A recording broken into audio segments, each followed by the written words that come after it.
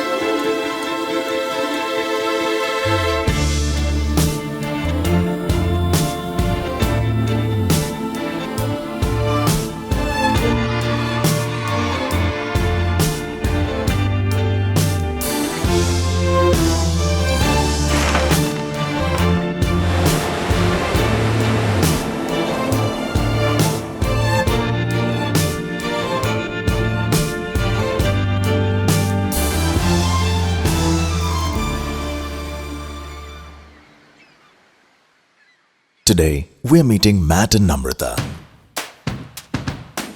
the founders of Blue Tokai Coffee Roasters. What started out as a quest for good coffee has turned into a single estate specialty roast coffee connoisseur's paradise, spread over 5 cities, 13 cafes, and a bouquet of fragrant coffees that one can try, subscribe, and fall in love with. Theirs is a story of starting something amazing and new and refreshing, of being able to truly love what they do for a living, of finding ways to give back meaningfully. Coffee isn't just a beverage, it's a lifestyle. The face of coffee in India has seen a sea change in the last few years, and it's owed now in a small way to Blue Tokai. Chennai, that's where I met Namrata. We got engaged and wanted to live in a different part of India. We thought Delhi would be a good place to move to. We were a bit tired of what we were doing and wanted to sort of explore something on our own. So we thought of a few different ideas, and one of those was coffee. We didn't come from any F&B experience. We didn't come from any experience of running our own businesses. It was purely, this is something that we want. We're looking for good quality coffee. We didn't put together a business plan. We didn't have some projections of where we wanted to be in 5 years. We felt this was an opportunity. We definitely saw the market in Delhi at that time. There was only CCD or some of the other chains which were producing pretty average quality coffee or really expensive imported coffee. Luckily, like Namrata and I had a very complementary backgrounds. So I was involved in finance and economics, and she was involved in design and communications. So together, that's 3/4 of a business right there. So that part worked out. Maybe we didn't have the experience, but we had the drive and the idea.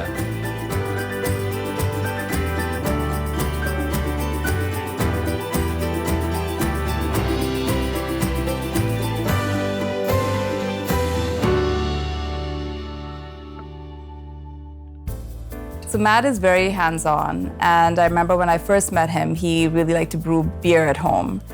And he would make you can get beer kits, but he would make everything by himself. And one time we'd bought a fridge, and I was sitting in another room and I heard this really loud drilling noise, and I ran out to see what was going on. And Matt was just there, drilling a hole into the fridge, because that's where your keg goes and that's where the tap goes on the fridge, because that's just what you do when you get a new fridge. But that's just who he is as a person. And when we started Blue Tokai, he would fix the roaster when the roaster broke down at 10:30 every night, which somehow it always did, when we had like 12 hours of roasting and grinding ahead of us. He's such a team player. I remember he would constantly injure himself because, he made sure that he would carry the 60 kg bories of coffee on his back and bring him up the stairs and do all of these things himself.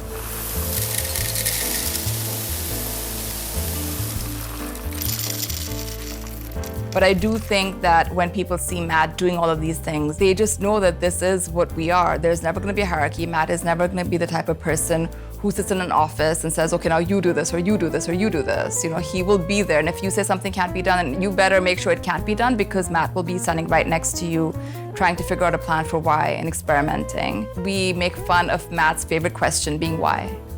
Like anything you say, it's why.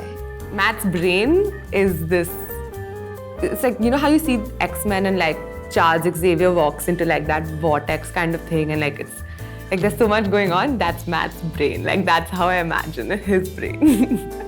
He's not pessimistic at all, but he is cynical about life. It's not like if things are going great, Matt will never say things are going fantastic. Maybe I would say that, but he'll be like, oh, you know, things are okay.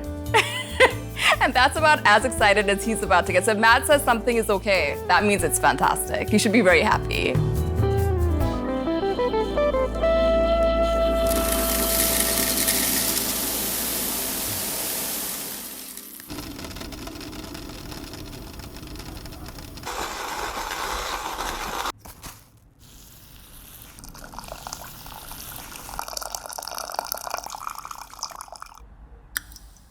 So there was definitely a learning process involved. We took some classes in Bangalore. There's a coffee institute there. We started doing research and found that although India grows very high quality beans, they were all being exported, so they weren't available here domestically. They were being exported to Australia, US, UK, Europe, Japan, Korea, places where they have a very strong coffee culture and they appreciate very high quality beans. We just started cold calling farms and trying to get appointments with them to go down and meet them. And nobody got back in touch with me, so I thought it was like a really bad sign. And then 2 weeks before we had said we were going to go to Bangalore and go to Karnataka to meet with offices and farms, they got back in touch with me, all of them at once. So we were able to line up a few visits. So the first step was meeting the farmers and convincing them to sell us their high quality beans. So I remember walking into this office of one of the first farmers that we were going to meet with, and he was this incredibly commanding presence. And he's like, look, I'll sell you beans, but this is not gonna work. Like nobody in India wants what you're selling. People in India want instant coffee or they want South Indian filter coffee, and we know we've been in this business for a really long time. And I just remember my heart dropping a little bit. But I thought, okay, so this is the first person that we have to convince that this is gonna work, is gonna be the farmers that we work with. And then I think maybe like there was like a minute's worth of silence. And then I heard from the corner of the room his son saying, but Dad, I don't understand why you think this won't work. And then like the tension moved to his son, and there was this like beautiful interaction between this older generation plantation owner and like his son taking place. And that's when I realized like it wasn't just Matt and me who were taking this journey to change sort of the coffee landscape in India, but it was actually gonna start from the farms.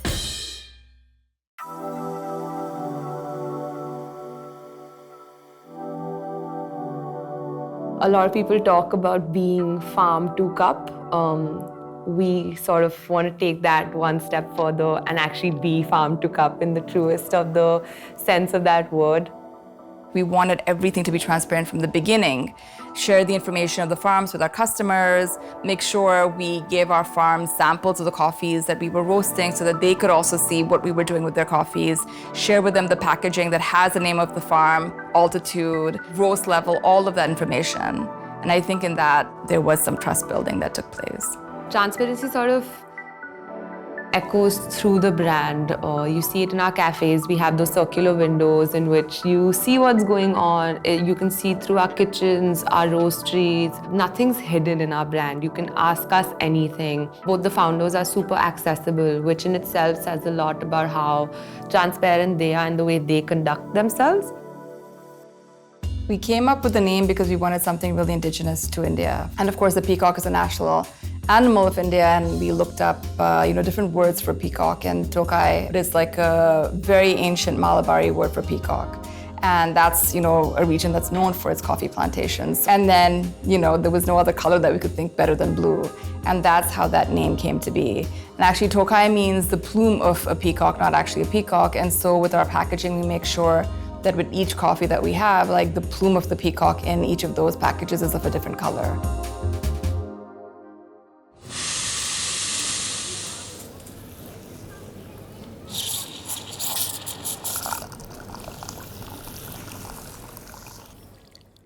When they first started it on the 1st of January 2013, and my daughter says, don't get too excited, it'll take time for orders to come in.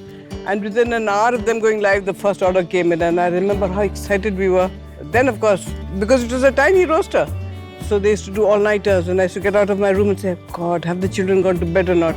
And there they were still roasting, and I used to hear soft music and these two laughing upstairs, and it was just wonderful memories. I was pregnant 6 months after we started, so they were definitely 16-hour days. I remember we would be up till like 5, 6 in the morning. They were absolutely crazy days. And so when we got pregnant, we were just like, oh my God, how are we gonna do this? How are we gonna have a baby and a business? Yeah, I think we cried. Yeah, I think we were so scared we cried. Really scared, Instead of being like so happy and elated, we were just like, oh my God. What are we gonna do? How are we gonna do this? How's this gonna work out? Yeah, it was so much fear, so much fear. I can't imagine being pregnant and carrying around a child and still working the level that she worked. But actually, Namrata's a far, far better manager than I am. Namrata, I think she brings a tremendous attention to detail. She's really sort of the heart and soul of Blue Tokai, whereas I'm maybe more a little bit of like the calculating side now. She's sort of with the ethos and everything really came from her and rests with her. So our focus on design, our commitment to transparency and all of those core aspects of what we are, that really is driven by her on a day-to-day basis.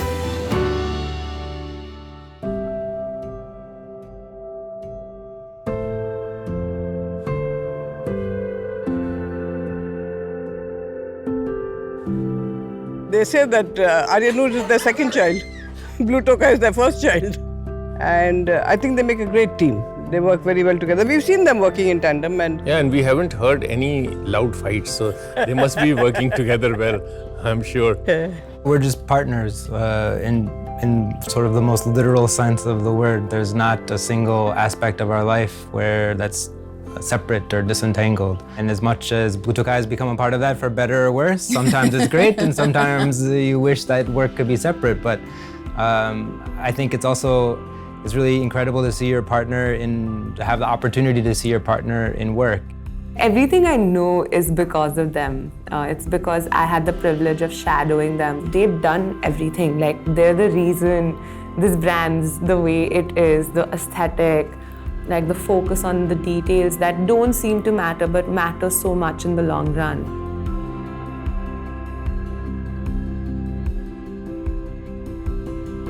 We also have a lot of quality control procedures that we put in place that other companies are not doing. So every single batch of coffee, we have goals for the roast profile itself. And so if certain parameters happen a few seconds outside the time frame it's supposed to, or a few degrees outside of that, automatically the software flags it as a warning. We pull that batch out and we don't serve that to customers. Ultimately, what matters the most is taste. So we have a team of people who are trained in cupping. And so they cup every single batch of coffee that we produce so that we make sure that the coffee is tasting the way that we want it to taste every time. They have never ever compromised on quality. Because I remember there used to be outages. And even if the power went for just 5 or 10 seconds, the machine stopped and then it restarted, he would throw it away. Yeah, that's a lot of coffee. I'm not going to compromise on quality ever. As long as you get your work done and like try to match his level of integrity, which is by far the highest I've ever seen in another individual, you're fine.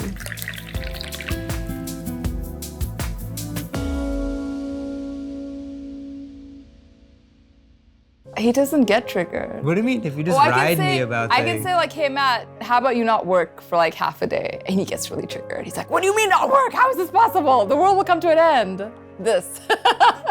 I have to balance you out because everything that happens in Namrata is like, get medicine, go to the doctor, consult specialists, do everything. Some people between Blue Tokai and Noor and Matt, I actually have 3 kids sometimes, you know? It's like the caretaker for all. She definitely bears the heavier burden and she does a fantastic job. I mean, you can see it also with the bond between Noor and Namrata, that they're mutually obsessed with each other. So once she starts working with me as my apprentice, then we'll turn the tables. She'll be like my mini-me, and then, you know, I'll pawn off some of the tasks to her, and then we can come home and have a cup of coffee and talk about how our day at the office went together.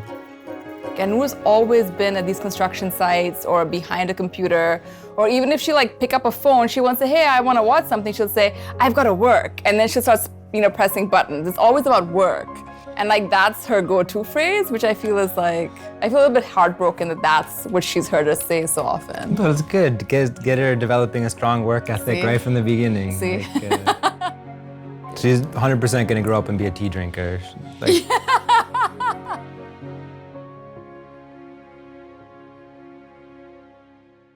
It's so funny, I don't think very often about how far we've come. And I think for this documentary, we had to go through photos and look at all of this stuff. And I'm just looking at these photos of when I was cutting out labels and cutting them with a pair of scissors and gluing them onto pouches and making sure the names were spelled correctly and all of that. And I'm like, oh my God, we've come so far. It was just 2 of us. I can't believe it was just 2 of us when we started. yes, we've come some distance, but we still have a long way to go. I think potentially we would look to open up outside of India. They see India as kind of a low-cost, low-quality producer, whereas the coffee that's grown here could stand on any cafe menu across the world.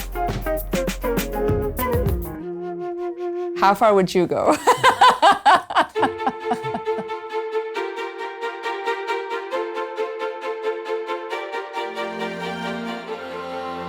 Very far.